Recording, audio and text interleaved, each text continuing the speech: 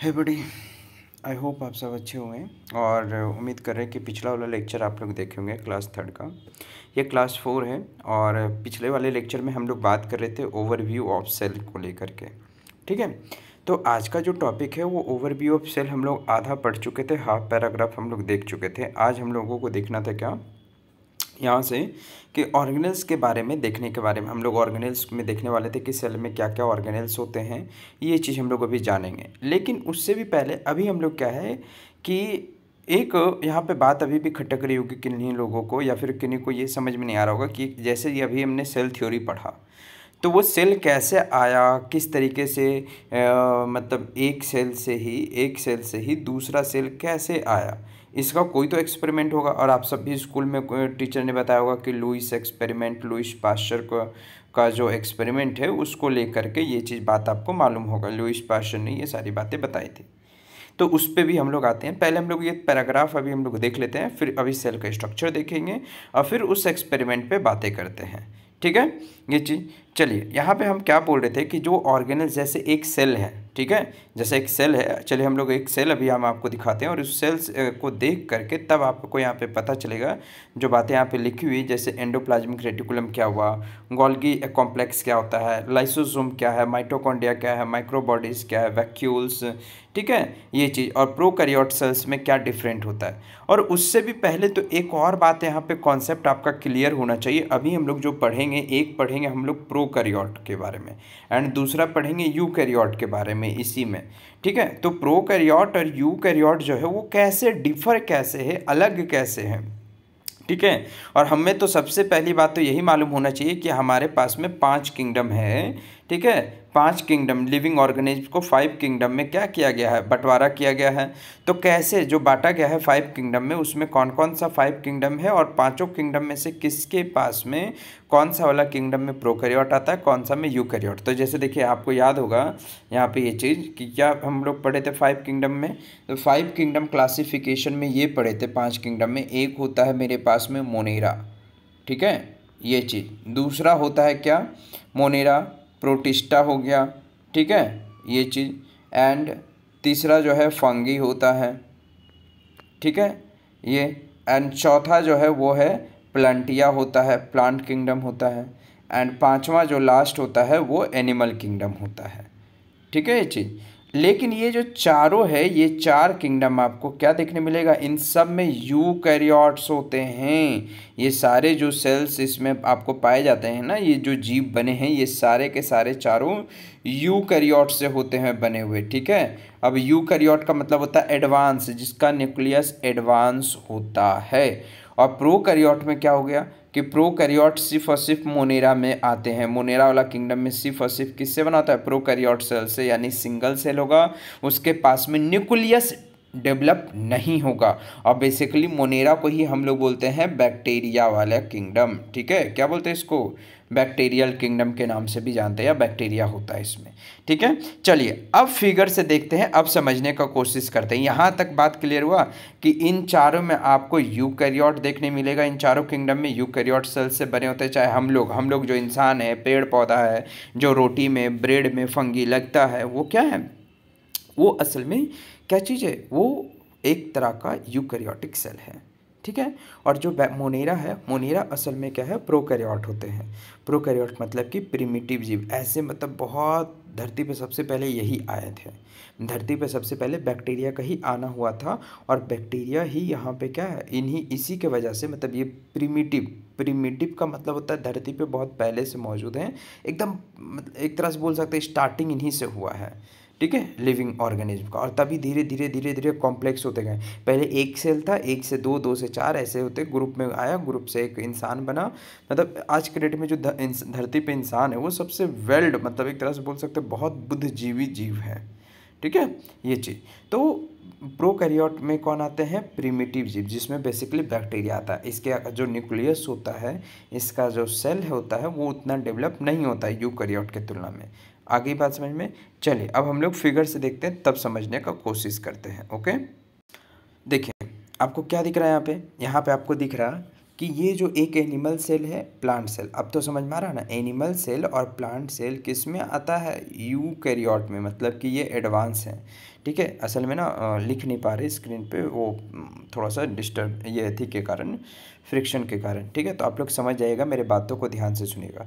और प्लीज़ आपसे एक रिक्वेस्ट है कि पहले लेक्चर को पूरा देखिए, तब आप जज कीजिए, या फिर आपको जो नहीं इसमें समझ में आया, जो बात नहीं पता चला, उसे फिर आप अपने कमेंट में बता सकते हैं, बोल सकते हैं। ठीक है ना, कोई इसमें दिक्कत वाली बात नहीं है। आप इसको स्प्रेड कीजिए, फैलाइए, और आराम से आप इसको क्या कर सकते हैं, ये चीज़ दूसरों के साथ में शेयर कीजिए। और जो चीज़ नहीं समझ में आ रहा वो चीज़ कहिए। आपको बेसिकली उतना हाई फाई भी नहीं लेके जा रहा और उतना लो भी नहीं। आपको एनसीईआरटी के हिसाब से जो एग्जामिनेशन में जिस तरीके से पूछा जाएगा उसी हिसाब से आपको क्या यहाँ पे बता रहे हैं।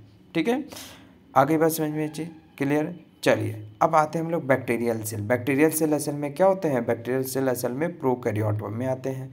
अब देखिए, इसके पास में सिर्फ सेल वॉल है, इसके पास में साइटोप्लाज्म है, इसके पास में लार्ज क्रोमोसोमल डीएनए रिंग के फॉर्म में ऐसे ये फैला हुआ है, और कुछ गोले गोल छल्ले आपको दिख रहे हैं जिसको हम लोग क्या प्लाज्मिड कहते हैं, जिसको हम लोग क्या बोलते हैं, रिंग ऑफ प्लाज्मिड डीएनए। इसके पास में ना दो तरह का डीएनए होता है प्रोकैरियोट्स के पास में।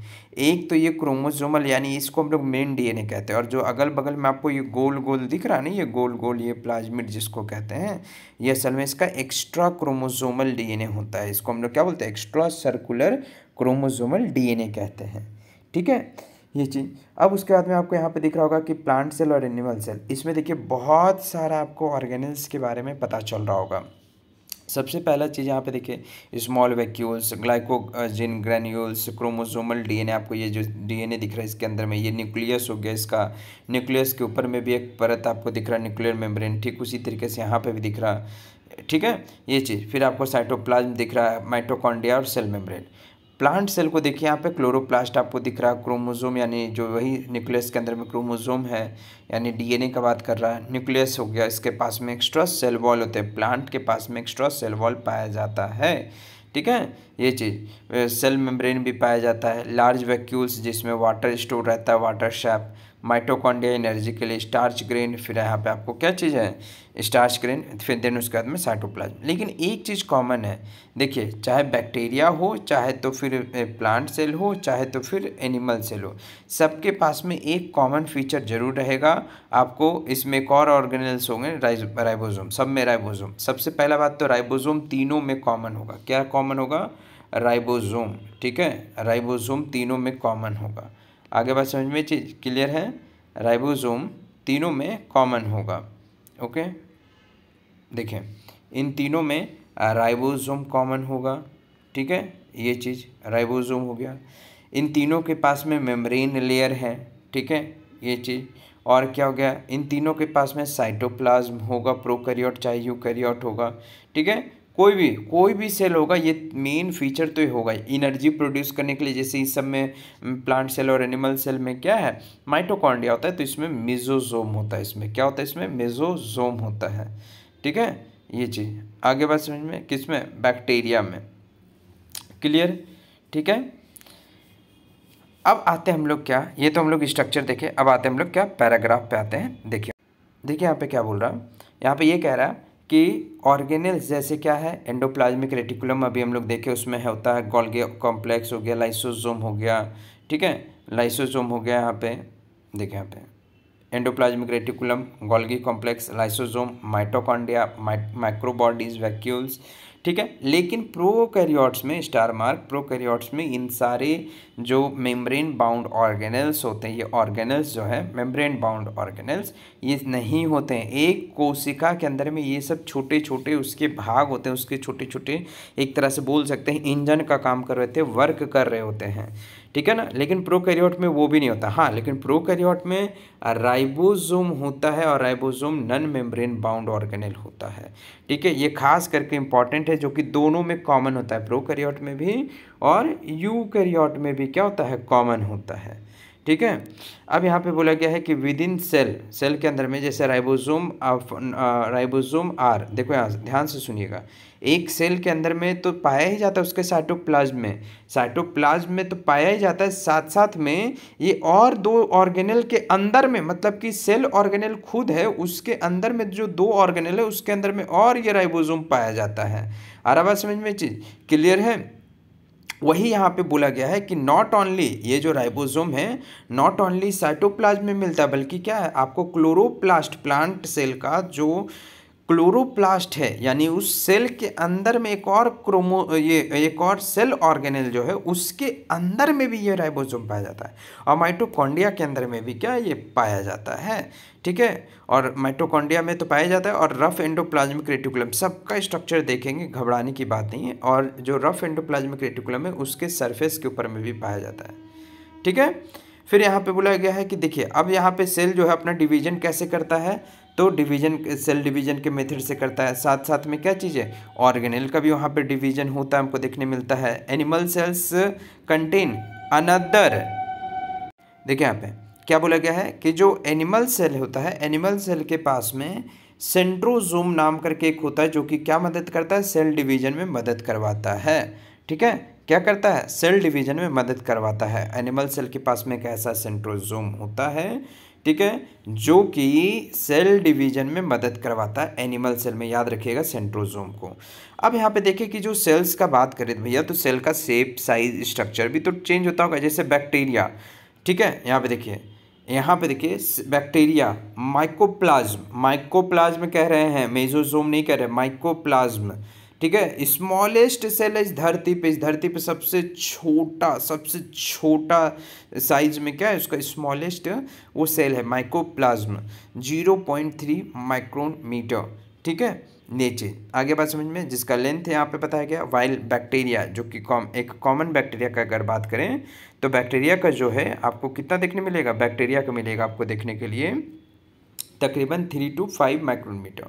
और लार्जेस्ट कौन सा है, तो ऑस्ट्रिच एग, अंडा भी एक सिंगल सेल ही है, मुर्गी का अंडा हो गया चाहे ऑस्ट्रिच का अंडा हो गया, कोई भी वो एक सिंगल सेल है, याद रखिएगा।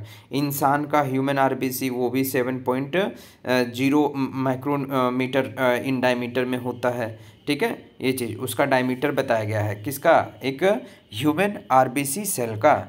ठीक है, नर्व सेल सबसे लंबा सेल पाया जाता है, नर्व सेल्स जो है वो सबसे लंबा सेल होता है। और लार्जेस्ट, बड़ा, सबसे बड़ा यहाँ पे किसका बात किया, ऑस्ट्रिच एग का, और छोटा माइकोप्लाज्म का।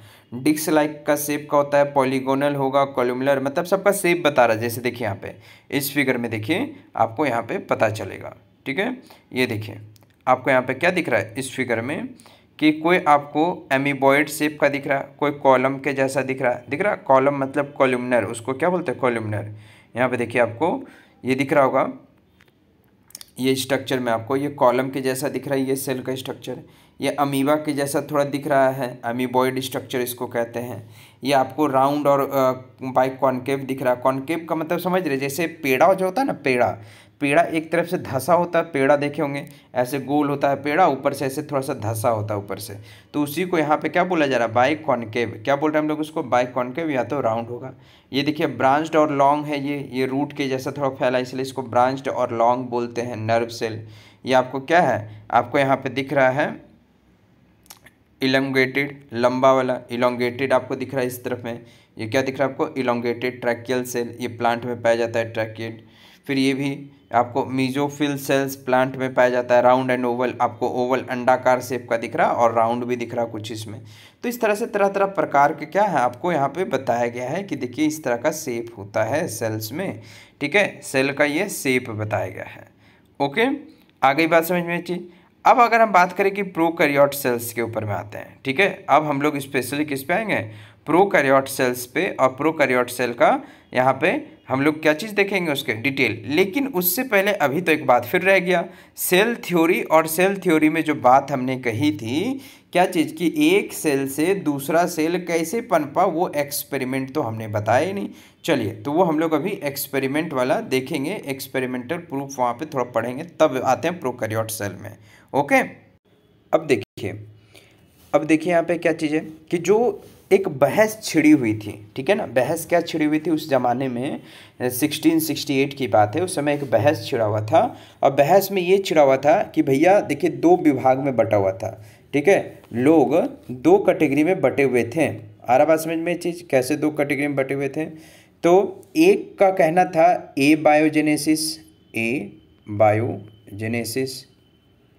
इसका मतलब ये है कि भैया ये भगवान की देन है, बाय गॉड, ठीक है। ये चीज़ कि गॉड ने ही सब बनाया है, अल्लाह भगवान गॉड जो भी है उन्होंने ही सारे जीवों को इस धरती पे भेजा और वही पैदा हुए हैं, ठीक है। दूसरा होता है बायोजेनेसिस, नहीं बोला गया नहीं, बायोलॉजिकल प्रोसेस के थ्रू इस धरती पे क्या है, इस धरती पे बायोजेनेसिस, इस धरती पे जीव आए थे जिसको हम लोग बायोजेनेसिस कह रहे हैं, ओके।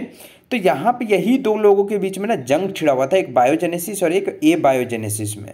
आ रहा बात समझ में चीज़। बायोजेनेसिस ये बोला गया कि नहीं देखो जीव है ना इस धरती पे पहले से नहीं मौजूद था, अभी जो नया सेल बन रहा है असल में उस कोई ना कोई पहले धरती पे एक सेल आया, उसी से नया सेल पनपा, उसी से फिर और एक सेल पनपा, उसी से धीरे धीरे ऐसे लाइफ आते गया, ठीक है। धरती पे भगवान नहीं दिए मतलब जीवन को, यहाँ पे इवोल्यूशन हुआ, यहाँ पे एक प्रगति बोल सकते हैं। और क्या चीज़ है ये चीज़ कि एक सेल से दूसरा सेल पनप गया, आ रहा बात समझ में चीज़।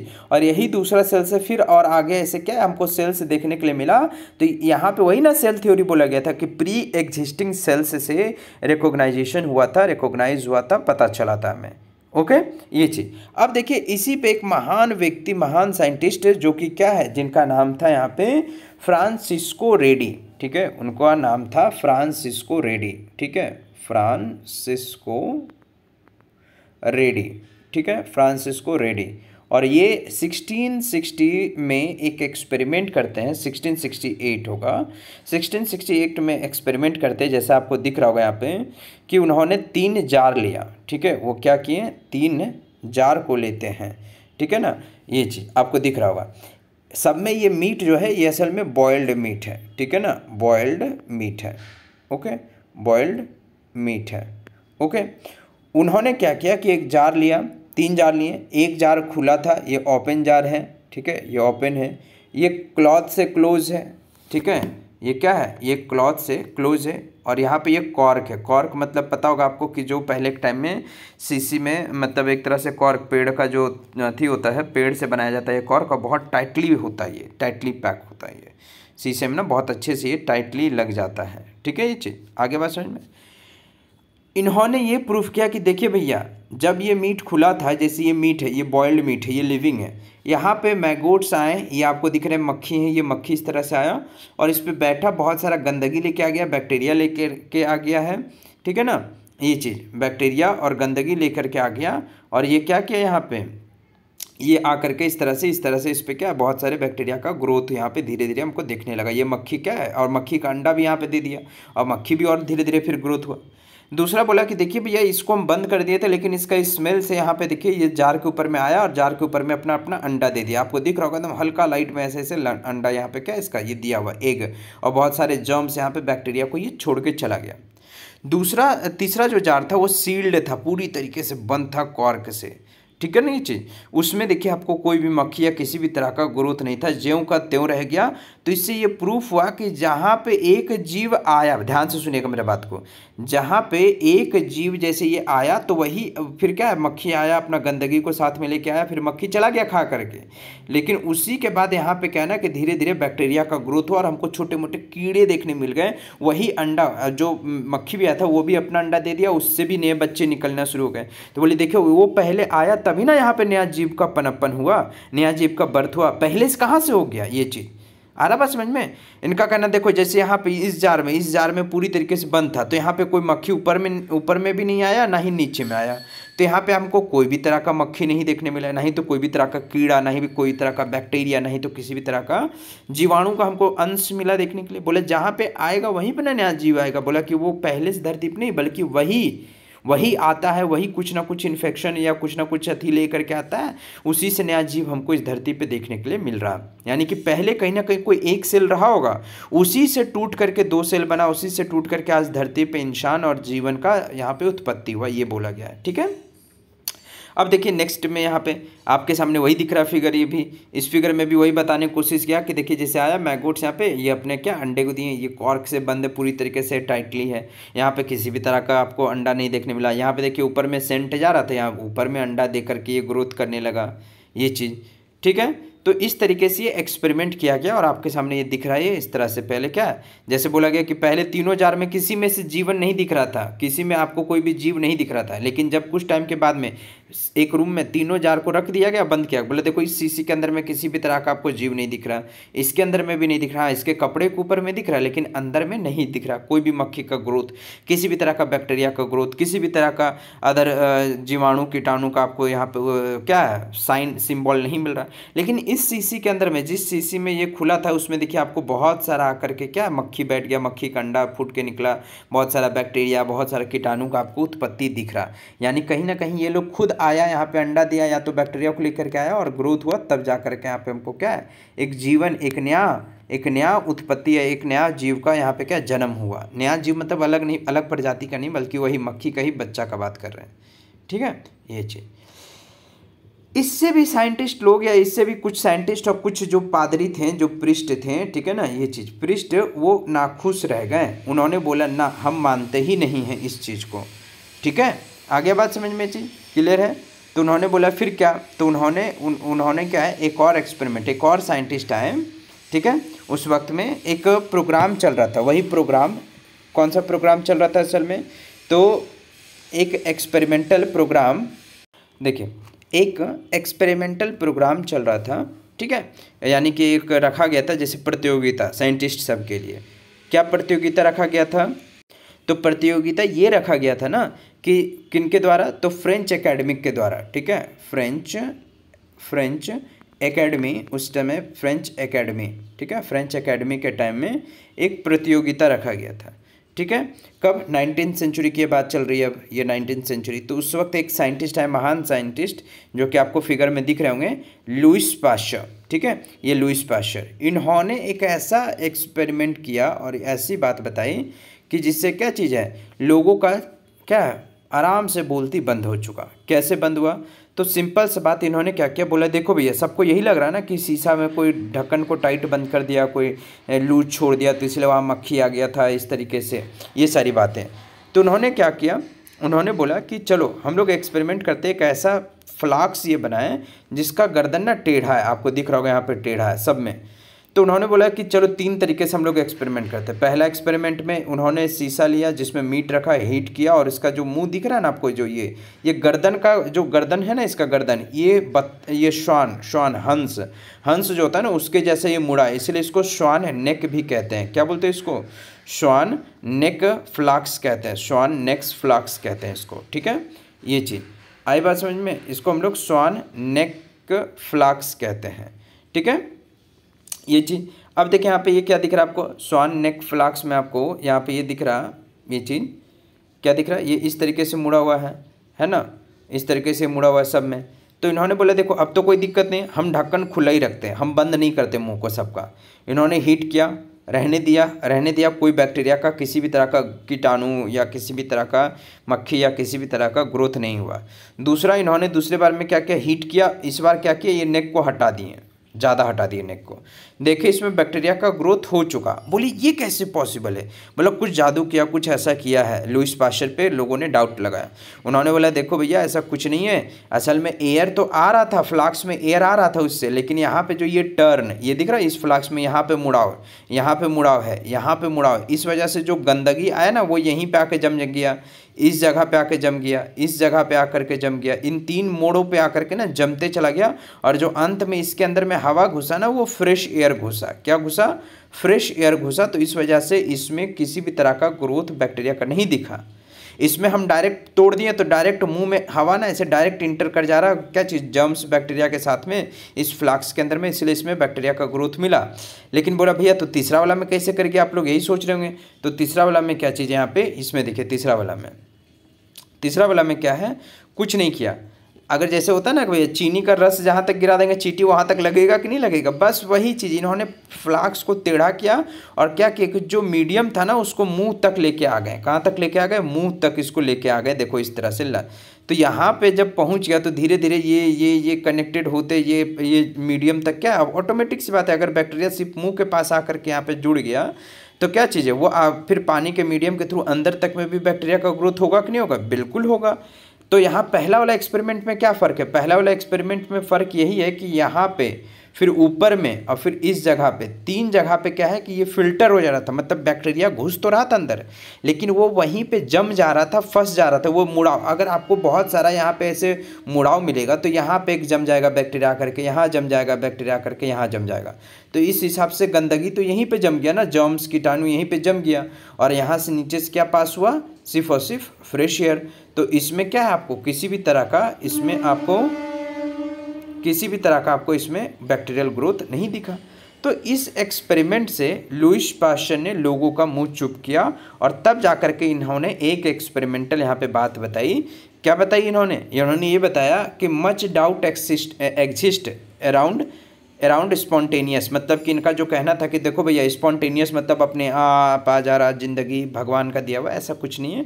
पहले से धरती पे कोई ना कोई एक सेल मौजूद था, उसी से नया सेल का उत्पत्ति हुआ, विकास हुआ, ये चीज़। और यहीं पे ये बात डिस्प्रूव कर दी है। कौन डिस्प्रूव किए? स्पॉन्टेनियस जनरेशन वाला का बात। कौन? लुईस पाश्चर 19th सेंचुरी में। और इससे ये डिस्प्रूव हो गया और तब से ये बात यहीं पे बंद हो गया और तब सबने माना कि हाँ भाई ग्रोथ कहीं ना कहीं पहले से धरती पे मौजूद एक सेल से ही हुआ है। ठीक है, ये चीज़ आई बात समझ में? देखिए यहाँ पे इन्होंने लुईस पाश्चर ने, जो आज हम लोग दूध खाते हैं पाश्चराइज्ड मिल्क, वो भी एक्सपेरिमेंट देने वाले कोई और नहीं थे, ये इन्होंने ही क्या किया कि थोड़ा गर्म कर देने से दूध को, उसमें बैक्टीरिया का ग्रोथ बहुत देर तक रुक जाता है। इसीलिए जो मार्केट में दूध मिलता है ना वो असल में थोड़ा पाश्चराइज्ड होता है, वो गर्म होता है। ठीक है, इस वजह से उस दूध में आपको किसी भी तरह का क्या चीज़ है ग्रोथ बैक्टीरिया का नहीं देखने के लिए मिलेगा। आ गई बात समझ में? चीज़ क्लियर है? तो यहीं पे इन्होंने एक्सपेरिमेंट किया था, Pasteur swan neck experiment, demonstrate bacteria cell some other bacteria disproving that life originated spontaneously, मतलब कि स्पॉन्टेनियसली नहीं ग्रोथ करता है। इसमें देखिए इसीलिए इसमें ग्रोथ नहीं किया ना इस सीसी में, इस फ्लास्क में, क्योंकि यहाँ पे जब बैक्टीरिया हवा के थ्रू अंदर आया, यहाँ पे एक इसको रेजिस्टेंस मिला, एक यहाँ पे ये जम गया, फिर एक यहाँ पे जम गया, फिर यहाँ पे जम गया, इसीलिए इस सीसी के अंदर में नहीं बैक्टीरिया का ग्रोथ हुआ। लेकिन इसमें देखिए, इसमें यहाँ पे नेक को तोड़ दिए, गर्दन को, और डायरेक्ट हवा जब अंदर आया ना तो यहाँ पे कोई भी तरह का रेजिस्टेंस थोड़ा ना मिला इसको, तो इसलिए इसमें जम्स घुस गया और ग्रोथ कर गया बैक्टीरिया का। ठीक है, तो ये था पाश्चर का एक्सपेरिमेंट। ठीक है ना, लुईस पाश्चर का एक्सपेरिमेंट, ये चीज़ आ गई बात समझ में? चीज़ क्लियर है? तो ये पाश्चर का एक्सपेरिमेंट हम लोग देखें। अब आते हैं हम लोग क्या प्रोकैरियोटिक सेल्स के ऊपर में कि किस तरीके से एक्सपेरिमेंट, मतलब प्रोकैरियोटिक सेल्स का थोड़ा कैरेक्टर्स देखते हैं, क्या प्रोकैरियोट्स होते हैं, एंड देन उसके बाद में उसका डिटेल पे हम लोग स्ट्रक्चर पे जाएंगे। ठीक है, चलिए देखिए यहाँ पे आपको सामने दिख रहा होगा कि ये प्रोकैरियोट का एक स्ट्रक्चर हम आपको यहाँ पे दिखाने की कोशिश कर रहे हैं। ठीक है ना, ये चीज़ प्रोकैरियोट का स्ट्रक्चर। ठीक है, ये आपको दिख रहा होगा यहाँ पे प्रोकैरियोट। असल में सबसे पहले हम लोग प्रोकैरियोट का स्ट्रक्चर देखते हैं, फिर इसके ऊपर में डिटेल में देखेंगे। और हम अभी जस्ट बोले प्रोकैरियोट सिर्फ और सिर्फ मोनेरा किंगडम से बिलोंग करता है। किससे? मोनेरा से। और मोनेरा में कौन होता है? मोनेरा में होते हैं सिर्फ बैक्टीरिया। मोनेरा में कौन होते हैं? बैक्टीरिया होते हैं। ठीक है, ये चीज़ आ रही बात समझ में? मोनेरा में बैक्टीरिया होते हैं, इसलिए हम लोगों को वही स्ट्रक्चर देखना है बैक्टीरिया का। और बैक्टीरिया क्या है? प्रोकैरियोटिक सेल है। ओके, चलिए देखिए यहाँ पे स्ट्रक्चर हम लोग देखें, यहाँ पे बैक्टीरिया का क्या, यहाँ पे स्ट्रक्चर हम लोग देखते हैं। ओके, सबसे पहले आपको क्या दिख रहा होगा यहाँ पे बैक्टीरिया में? आपको सबसे पहला परत आपको दिख रहा होगा कैप्सूल 1 में। ठीक है, दूसरा आपको सेल वॉल दिख रहा है, कैप्सूल के बाद में आपको इसमें सेल वॉल दिख रहा है। सेल वॉल के बाद में तीसरा जो लेयर आपको दिख रहा है वो यहाँ पे प्लाज्मा मेम्ब्रेन। याद रखिएगा प्रोकैरियोट्स में या बैक्टीरिया में जनरली 3 लेयर्स होते हैं। पहला कैप्सूल, दूसरा हो गया यहाँ पे आपका क्या चीज़, सेल वॉल, एंड तीसरा में आपको क्या है, प्लाज्मा मेम्ब्रेन देखने मिलेगा। लाल वाला आपको दिख रहा है क्या चीज़ यहाँ पे, कैप्सूल। पीला वाला आपको दिख रहा है क्या यहाँ पे, दूसरा में आपको सेल वॉल, एंड तीसरा में क्या है, प्लाज्मा मेम्ब्रेन। ठीक है, ये चीज़। फिर आपको इसमें क्या दिख रहा है, साइटोप्लाज्म दिख रहा है, मैट्रिक्स, फ्लूइड मैट्रिक्स जो है यहाँ पे क्या है, साइटोप्लाज्म।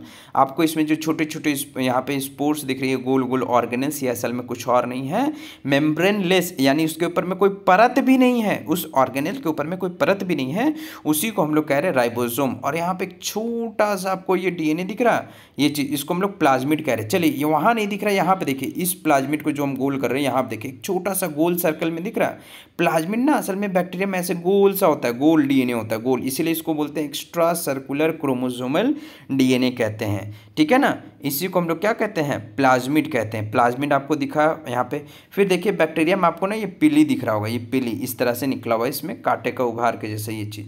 पिली असल में ना इसको कहीं पे किसी प्लेस पे चिपकने में मदद करवाता है, ठीक है, अटैच होने में क्या है, मदद करवाता है ये पिली, ठीक है। फिर उसके बाद में क्या है, आपको ये दिख रहा होगा स्ट्रक्चर, बड़ा सा स्ट्रक्चर, एक टेल जैसा, ये असल में इसका क्या है, फ्लैजेला है। क्या है ये, फ्लैजेला या फ्लैजेली कहते हैं इसको, क्या कहते हैं, फ्लैजेली। किसी किसी बैक्टीरिया में ये फ्लैजेला सिर्फ एक होगा, किसी किसी बैक्टीरिया में ये फ्लैजेला दो होगा। आ रही बात समझ में, चीज़ क्लियर है। तो याद रखिएगा ये स्ट्रक्चर बहुत इंपॉर्टेंट है यहाँ पे। अब आपको ये दिख रहा होगा डीएनए, असल में इसका डीएनए को हम लोग न्यूक्लियोइड कहते हैं। प्रोकैरियोटिक में जो इसका डीएनए होता है उसको हम लोग क्या कहते हैं, न्यूक्लियोइड कह रहे हैं। देखिए यहाँ पे न्यूक्लियोइड कह रहे हैं। इसका जो ये सर्कुलर डीएनए है, ये वाला, ये जो है, ये इसका क्या, ये जो डीएनए है मेन क्रोमोसोमल डीएनए, उसको हम लोग न्यूक्लियोइड कहते हैं। क्या कहते हैं, न्यूक्लियोइड कहते हैं, सर्कुलर डीएनए कहते हैं, ठीक है। ये बैक्टीरिया फ्लैजेलम हो गया। तो ये था स्ट्रक्चर प्रोकैरियोटिक का। अब हम लोग इसका थ्योरेटिकल देखेंगे, नेक्स्ट क्लास में हम लोग इसका थ्योरी देखेंगे। स्ट्रक्चर तो याद रखिएगा। इस स्ट्रक्चर को हो सके तो मैं यहाँ पे इसका स्क्रीनशॉट लेकर के आप लोग डायग्राम को बना करके प्रैक्टिस जरूर कीजिएगा, ठीक है, ये चीज़। तो चलिए नेक्स्ट क्लास में प्रोकैरियोटिक का हम लोग क्या है, डिटेल में हम लोग क्या है इसका थ्योरी देखेंगे, और फिर हम लोग मिलते हैं नेक्स्ट वीडियो में। ओके, तब तक पढ़ते रहिए, मेहनत करिए। Thank you. और उम्मीद करते कम से कम थोड़ा व्यूज़ आप लोग मतलब क्या एक तरह से मतलब शेयर कीजिए, ताकि मेरा भी मतलब एक तरीके से सपोर्ट मिले, तो मुझे भी एक थोड़ा सा मतलब पॉजिटिव फील हो, बस इतना ही, और कुछ नहीं, ठीक है ना, ये चीज़। तो थोड़ा सपोर्ट कीजिए, थोड़ा फैलाइए, थोड़ा अपने ग्रुप का सर्कल में। मानते हैं मुश्किल से ही 10-15 बच्चे ऐसे होंगे जो काम वाले, मतलब जो 11th में होंगे, जो देख रहे होंगे, अभी पढ़ रहे होंगे, तो कम से कम तो आप अपने सर्कल में, अपने ग्रुप में, अपने लोकल एरिया में बढ़ाइए। और इसको क्या, कोई भी तरह का, किसी भी तरह का आपको एनसीईआरटी में डाउट है, सेशन आपको पूछना है, आपको इंक्वायरी करना है, आप क्या कर सकते हैं, मेरे नीचे लिंक है टेलीग्राम का, आप उसमें कनेक्ट होइए। आप मेरे से 1-to-1 एनसीईआरटी का कोई भी डाउट हो आप मेरे से पूछ लीजिए, ठीक है, ये चीज़। चलिए मिलते हैं नेक्स्ट क्लास में, तब तक के लिए थैंक यू।